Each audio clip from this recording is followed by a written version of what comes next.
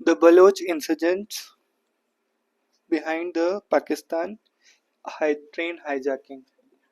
Insurgents of the Balochistan Liberation Army stopped a long distance train in a rugged mountainous area south of Quetta and took passengers hostage on Tuesday. In a statement, the Balochistan Liberation Army said they had killed 20 Pakistani army personnel, shot down a military drone, and we are holding 82 people hostage. Among the hostages were active duty personnel of the Pak Army, the Inter Services Intelligence, and the Anti Terrorism Force. The 9 coach Zafar Express, which was headed to Peshawar from Quetta, was targeted. Insurgents of the Balochistan Liberation Army stopped a long distance train in a rugged mountainous area south of Quetta and took passengers hostage on Tuesday. The Balochistan Liberation Army, a Baloch ethno-nationalist group who emerged in the early 2000s with the aim of achieving independence for Balochistan. The 9 coach Zafar Express, which was headed to Peshawar from Quetta, was targeted between Ferrokunri and Gadalar, the Bolan area of the Kachi district, a Balochistan government spokesperson said. Armed groups stopped the train with around 500 people on board in tunnel number 8 according to the controller railways, Mohammad Kashif. The train, named after Mir Zafar Khan, Jamil Baloch tribal leader who was close to Pakistan's founder Muhammad Ali Jinnah, began running between capital of Balochistan province and Rawalpindi more than 20 years ago. In 2017, train was extended to Peshawar in Khyber Pakhtunkhwa for a journey of more than 1600 kilometers, touching several Pakistani cities along the way. Mountain in rugged mountainous area south of Quetta and took passengers hostage.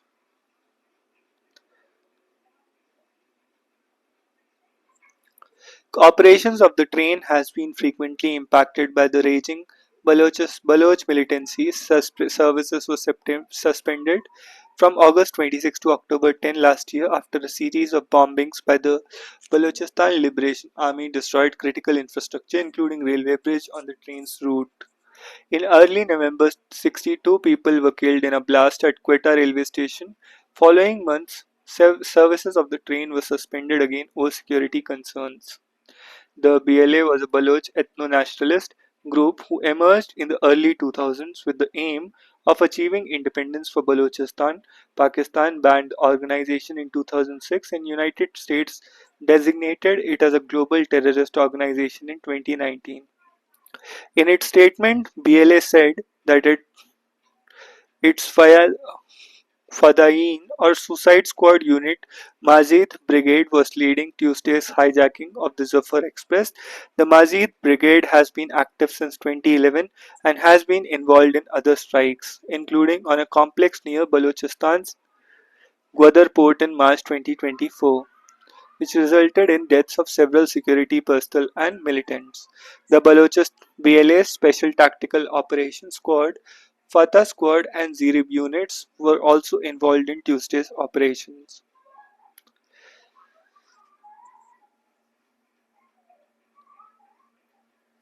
Balochistan is the largest but least populated of Pakistan's 4 provinces. It has substantial reserves of oil and gas alongside gold and copper deposits, but has lagged in economic growth compared to other regions in the country. Leaders of the ethnic Baloch minority have long blamed the central government for the region's economic backwardness, as well as the stranglehold of Punjab's over the country's resources. After partition, Balochistan remained independent until March 1948 as part of Friendship Treaty with the new state of Pakistan. The Khan of Kalat, the main tribal leader whose writ ran over much of the region, was keen to remain independent but came under tremendous pressure to join Pakistan, including from his feudatories, the rules of Makran, Lasbela, and Kharan. He signed the Instrument of Accession, but the sentiment in favor of Baloch independence remained alive. Tens of thousands of Baloch nationalists and civilians have been killed in the insurgency over the past decade. Pakistan has accused India of aiding of the Baloch insurgent groups, an allegation that India has strongly denied. Over the last several years, Baloch insurgents have targeted Chinese personnel and assets involved in the construction of infrastructure for the CPEC. In October 24, two Chinese nationals were killed in a suicide bombing for which the BLA claimed responsibility. These attacks have been chalked up to a lack of faith in how these major infrastructure projects might benefit the local Baloch population. Why former Philippine President Rodrigo Duterte was arrested.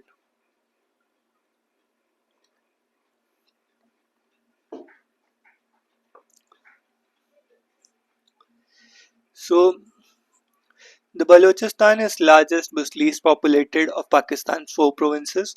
It has substantial reserves of oil and gas, alongside gold and copper deposits, but has lagged in economic growth compared to other regions in the country. Leaders of the ethnic Baloch minority have long blamed the central government for region's economic backwardness as well as stranglehold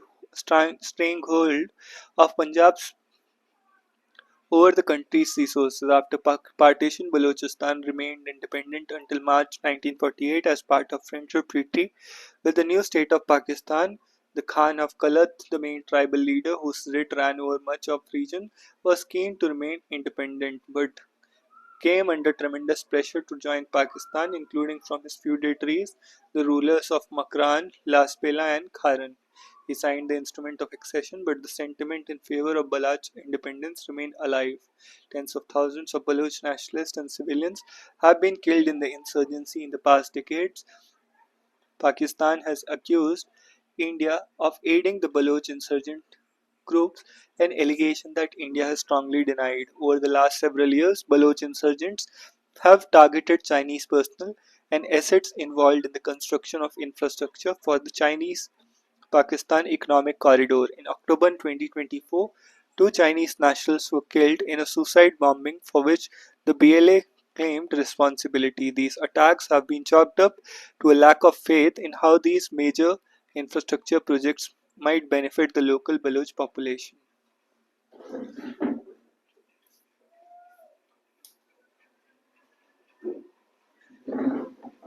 Sugar, wheat, and food inflation. Precarious stock levels, food production uncertainties have made the last mile of disinflation most challenging in sugar and wheat. For wheat, it's important that temperatures remain within range in the coming weeks. The Rabi winter spring crop, especially wheat, the Rabi winter spring crop, especially wheat, is still in the field and can't be fully sure about the yields to be harvested. But production concerns are not confined to wheat. Equally, if not more serious, is the situation with regard to sugar.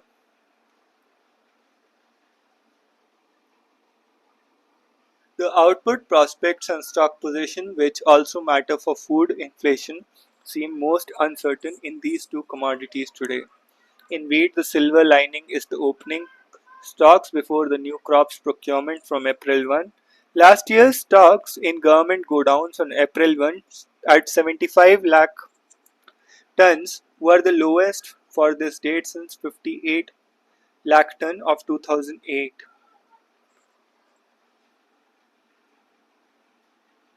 Just over the required minimum buffer of 74.6. A major reason for the stock depleting to a 16-year low was 2024 Lok Sabha election. During 2023 and 2024, 2023-24 record 100 lakh ton of wheat was offloaded from the FCI into the open market. Much of those sales, including 6.73 lakh ton, under the Bharat Atta scheme, offering wheat flour at a subsidized retail price of 27.5 per kg, happened in run-up to the polls. Although the aggressive open market sales that helped moderate wheat prices, the step was a risky gamble. Had the 23-24 crop turned out bad, Like the previous 2 years, the government agencies would have struggled to procure sufficient wheat to replenish the barely above buffer stocks. Thankfully, production was reasonable enough to enable procurement of the 266 lakh tons, and this time the government has not taken any risk. It has offloaded just 9.59 lakh tons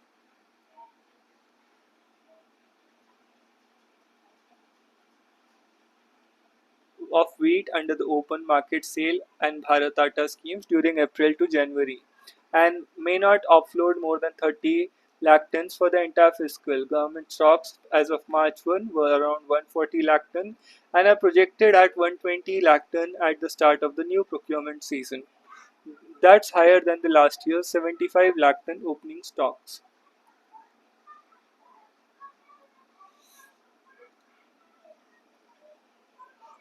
Wheat is wholesaling in Delhi at 2900 to 2950 per quintal compared to 2400 2450 a year ago.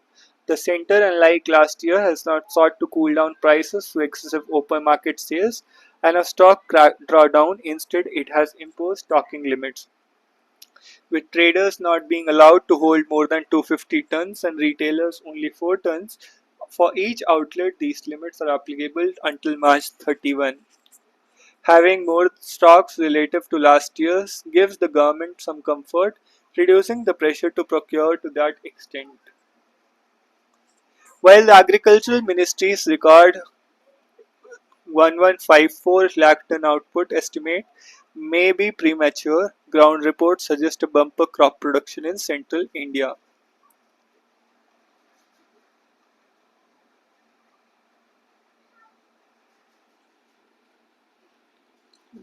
This wasn't the case last time when grain yields fell due to delayed onset of winter, followed by foggy weather with lack of sunshine in January, leading to poor pollination and seed setting. There have been no major temperature anomalies or fog or smog conditions this time, Rajbir Yadav, principal scientist at the New Delhi-based IARI, said. The question mark is mainly over yields in North and Northwest India, where the crop is in grain filling stage. Usually, every extra day during the period confers an additional wheat yield of 40 to 50 kg per hectare, so long as maximum temperatures don't cross 35 degrees Celsius and there are no sudden spikes. The kernels will keep accumulating starch and other nutrient matter. Things don't look so sanguine in sugar, where all outputs estimates have gone awry. Initial estimates by the Indian Sugar and Bioenergy Manufacturers Association pegged gross production at 333 lakh ton. This after deducting 40 lakh ton diverted to make ethanol for blending with petrol, translated to a net output of 319 293 lakh ton, down from 319 lakh ton in 23-24. But as the crushing season has progressed, the estimates have been continuously reduced. As of February 28, net production was hardly 220 lakh ton, against 255 for the same period in 23-24. Moreover, out of 533 mills, 186 had ceased to crush for want of cane, versus 72 last year. Latest industry estimates put net sugar production at 265 lakh ton, with some even projecting 255 lakh ton, given 79 lakh ton of opening stocks and 285 lakh ton domestic consumption and 10 lakh ton exports. A net production of 265 lakh ton would leave 39 lakh ton available on September 30. The closing stocks would be lower if production falls to 255 lakh ton. At below 40 lakh ton, they would suffice for less than 1.7 months of domestic consumption. That by itself isn't a problem. But with Diwali and the Dussehra both falling in October, mills not beginning crushing operations before November, it can create a demand-supply mismatch and increase prices.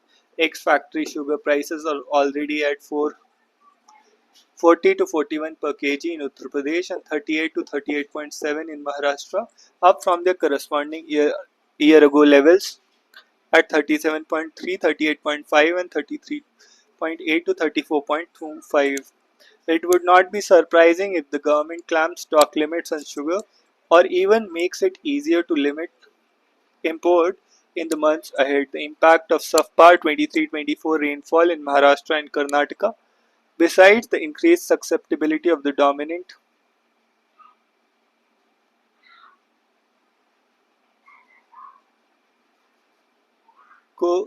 CO0238 sugarcane variety to red rot disease and top shoot borer pest attacks, have been underestimated.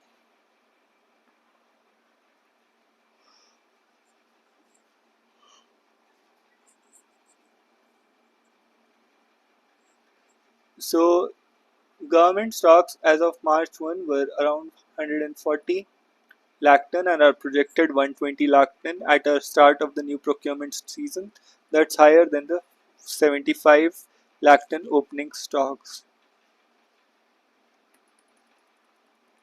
Usually every extra day during this period. The question mark is mainly over yields in the north and northwest India where the crop is in the grain filling stage. Usually every extra day during this period confers an additional wheat yield of 40 to 50 kg per hectare.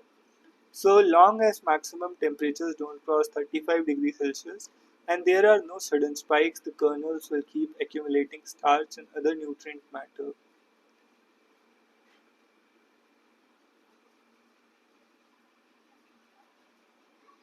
While the agricultural ministries record 1100 lakh ton output estimate may be premature, the ground reports suggest uh, bumper crop production in central India. This wasn't the case last time when grain yields failed due to delayed offset of winter, affecting crops' vegetative growth and tillering, followed by foggy weather.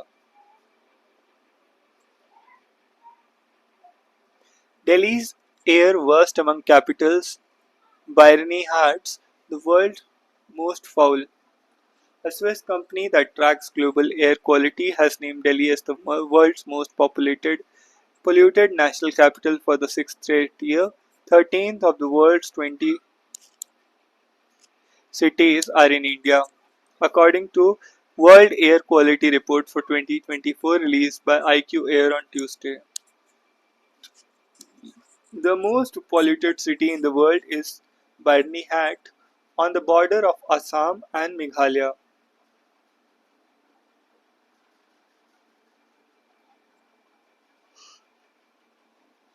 IQ Air examined data collected from 40,000 air quality monitoring stations in 138 countries.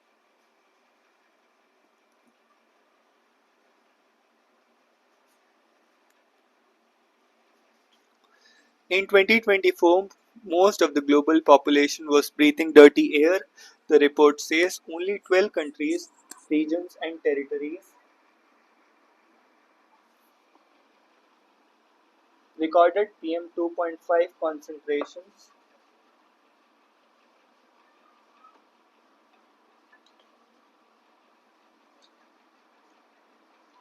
below the WHO's recommended average annual limit of 5 microgram per meter cube.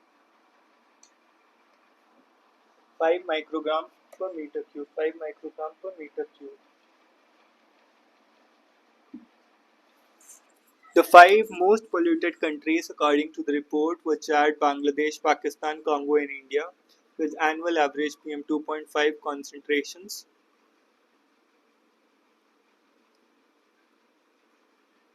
91, 78, 73, 58, and 50.6 microgram. Only 17% of the 8,000 cities around the world recorded air quality that met WHO PM 2.5 guidelines. The most 20 polluted cities located in India, Kazakhstan exceeded these guidelines by more than 10 times. At 50.6 microgram per meter cube, at 50.6 microgram per meter cube, India's average PM 2.5 concentration last year was 7% lower in 2023. However, six Indian cities made it to the list of world's 10 most populated. Birmingham, the most populated city in the world, had an annual average of PM2.5 concentration of 128.2 microgram per meter cube. Delhi continued to see high levels of pollution with an annual average of 91.6 microgram per meter cube, which was almost unchanged from 92.7 meter cube recorded in 2023. India's northern states particularly witnessed severe pollution episodes in 2024, the report noted. Extreme levels of pollution were seen in November in Delhi, Punjab, Chandigarh, Haryana, and Himachal Pradesh. Crop stubble burning remained the major contributor to PM2.5 levels, accounting for 60% of the pollution during peak periods.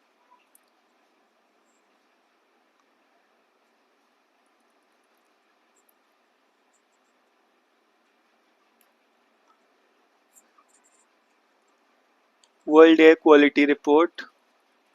So in 2024, most of the global population was breathing dirty air. Delhi continued to see high levels of pollution with an annual average of 91.6 microgram per meter cube in 2024. Now 91.6 microgram per meter cube in 2024 with an almost which was almost unchanged from the 92.7 microgram per meter cube. India's northern states particularly witnessed severe pollution episodes in 2024, the report noted. For instance, January air quality was especially poor in Delhi and Himachal Pradesh.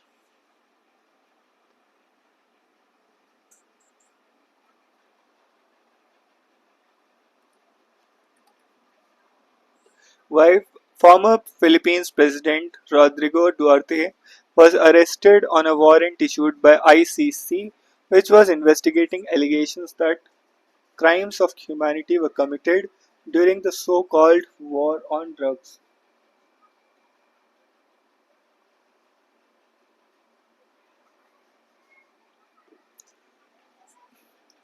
The ICC, which has 125 countries as its members, has international jurisdiction of four types of crimes: crimes against humanity, genocide, crimes of aggression, and war crimes.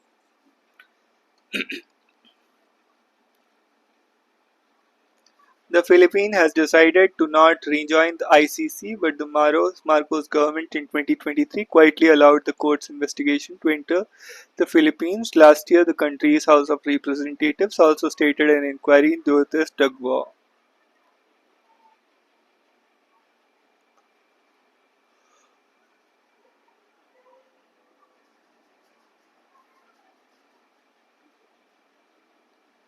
You drug pushers, hold up men and do nothing. You better go out because I'll kill you. During his 6 year term, which ended 2022, more than 6,000 suspects were killed by police or unknown assailants as part of his war on drug campaign. A UN report subsequently revealed that most of the victims were young, poor urban males, and that police who do not need search or arrest warrants to conduct house raids systematically force suspects to make self-incriminating statements or risk facing legal force.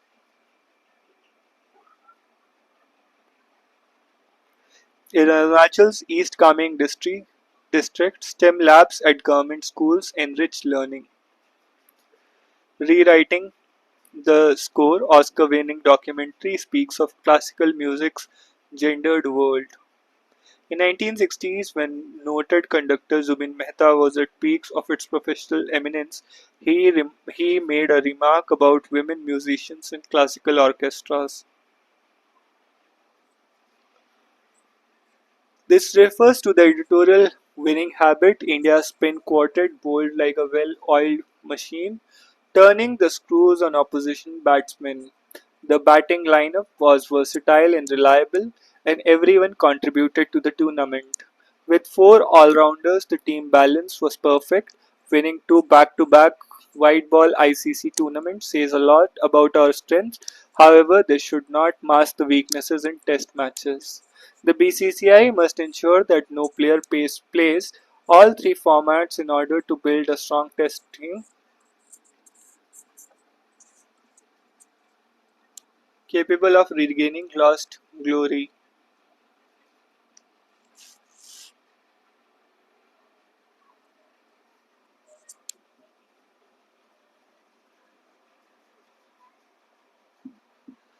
This refers to the editorial winning habit,